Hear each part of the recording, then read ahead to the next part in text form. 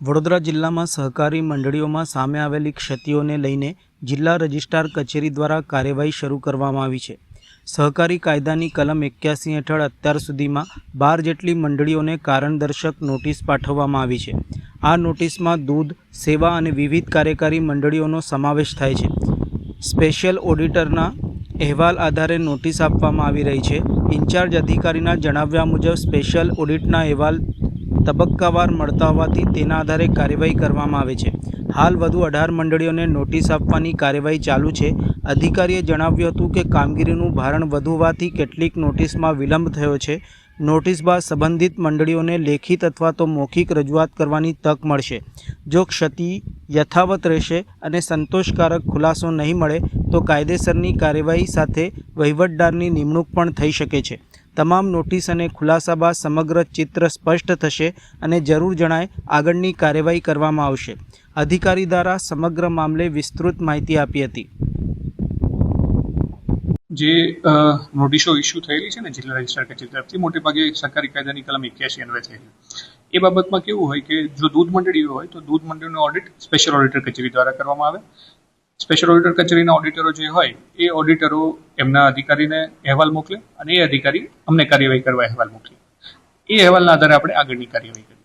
એટલે હાલ આપણે જોવા જઈએ તો વડોદરા જિલ્લાની કુલ જેટલી મંડળીઓ છે એ પૈકી મારી પાસે જે માહિતી છે એ પ્રમાણે ઓલરેડી 12 જેવી મંડળીઓને આપણે કારણદર્શક નોટિસ આપી, જેમાં દૂધ મંડળીઓ છે, સેવા મંડળીઓ છે, વિવિધ કાર્યકારી મંડળીઓ છે, ગણોતિયા મંડળીઓ પણ છે। અને એ સિવાય હાલના તબક્કે હજી કુલ 18 મંડળીઓને નોટિસ ઇસ્યુ કરવાની બી બાકી છે।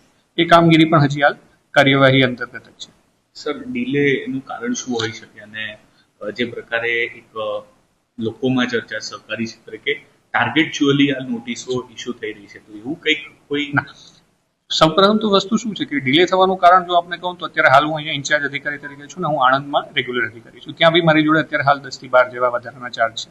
એટલે આ બધા ચાર્જની અને ભારણની કામગીરીને લઈને વડોદરા કચેરી પર બેસીને કામગીરી કરવાનું થોડું મુશ્કેલ થાય।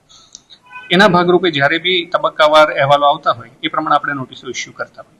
એટલે હાલ પૂરતી જે નોટિસો ઇસ્યુ થયેલી છે એ સિવાય અન્ય નોટિસો બી ઇસ્યુ થવાની કાર્યવાહી ચાલુમાં છે। એટલે જ્યારે બધી જ નોટિસો ઇસ્યુ થઈ જાય ત્યારે આપણને આખું સમગ્ર ચિત્ર દેખાય ત્યારે આપણે કહી શકીએ કે ના કોઈ ટાર્ગેટેડ કામગીરી નથી થઈ રહી, પણ કાયદાના ભાગરૂપે જે અહેવાલો આવે અમારી પાસે કાર્યવાહી કરવા છે એના જ ભાગરૂપે અમે આગળ કાર્યવાહી કરીએ છીએ। સર, ડેરીના રાજકારણ થી આપ પણ વાકેફ છો।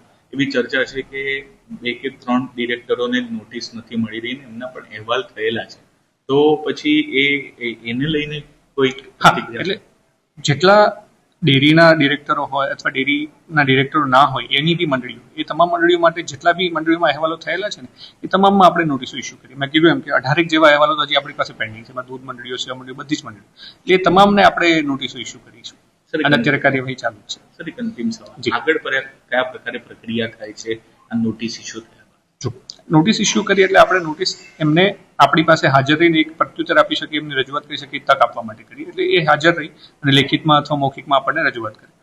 એ રજૂઆત બાદ જો એમની રજૂઆત ગ્રાહ્ય રાખવા પાત્ર હોય, વ્યવસ્થિત હોય, તો આપણે નોટિસો દફતરી કરીએ। અને જો રજૂઆત ગ્રાહ્ય રાખવા પાત્ર ન હોય અને ક્ષતિઓ ચાલુ રહેતી હોય તો પછી આપણે એમાં કાર્યવાહી કરી અને જે તે મંડળીઓ છે એમાં આપણે વહીવટદારની નિમણૂક કરીએ।